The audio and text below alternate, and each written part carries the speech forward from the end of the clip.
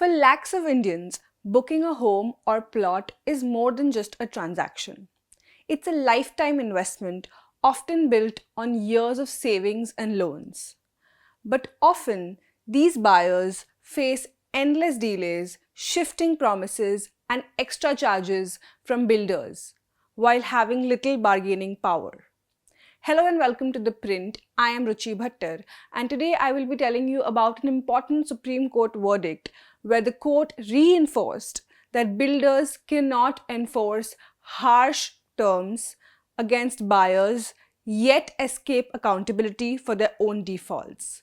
The verdict, delivered on September 24, 2025, by a bench of Justices Dipankar Datta and Augustine George Massey, is expected to have wide implications for consumer rights in real estate, where delays in project delivery remain one of the most common grievances. For buyers, this case underlines the importance of documenting payments and agreements carefully, challenging one-sided clauses that impose unequal penalties and pursuing legal remedies if compensation awarded seems insufficient. As real estate disputes continue to clog consumer courts with delayed possession, refund claims, and hidden charges among the top complaints, this ruling strengthens consumer bargaining power, reminding builders that liability works both ways. While ordering a developer to refund a home buyer's money with a steep 18% interest per year, the Supreme Court has taken a decision that could tilt the scales in favor of consumers across the real estate market, making it clear that if builders charge buyers 18% interest for late payments, then builders must also pay the same when they delay handing over possession. Let's do a quick recap of the case.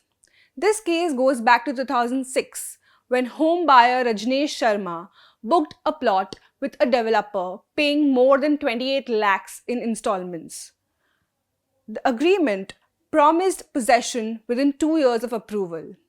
But in 2011, the builder changed the plot location, citing layout changes and demanded extra money, and by 2015, Sharma had already paid over 43 lakhs. The builder even charged him 18% interest for small delays in his payments. Yet, despite all this, the builder failed to hand over the plot. Sharma finally terminated the agreement in 2017, issued a legal notice, and asked for a refund. Possession was eventually offered only in 2018, 12 years after booking, and that too with extra demands like GST, even though most payments were made years before GST was even introduced. When Sharma went to the National Consumer Disputes Redressal Commission, the commission ordered the builder to refund the money with 9% interest in 2023. But how is it fair that the builder charged him 18% for delay but was ordered to pay back only 9% for its own default? Sharma called it in defiance of logic and reason.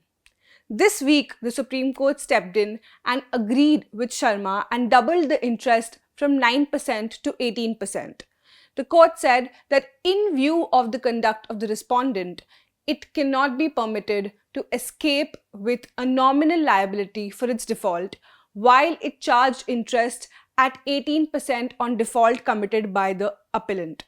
The judges clarified that while the builder's penalty rate can't be the standard in every case, equity and fairness demanded it here.